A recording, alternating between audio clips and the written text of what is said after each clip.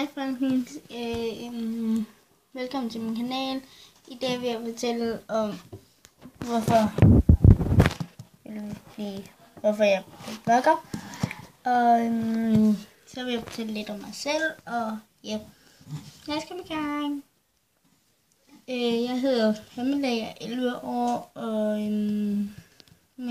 jeg har 4 søskende og 2 nevøer og 1 niece, og min mor og far er skilt. Og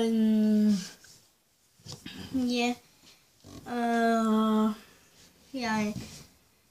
er god til fodbold og interesserer mig for fodbold. Og jeg har en kanin som kæledyr, og han er hvid og sort. Og ja, ham elsker jeg.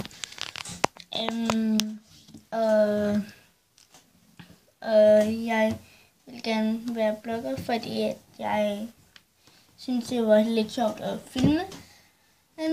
Så ja, farvel.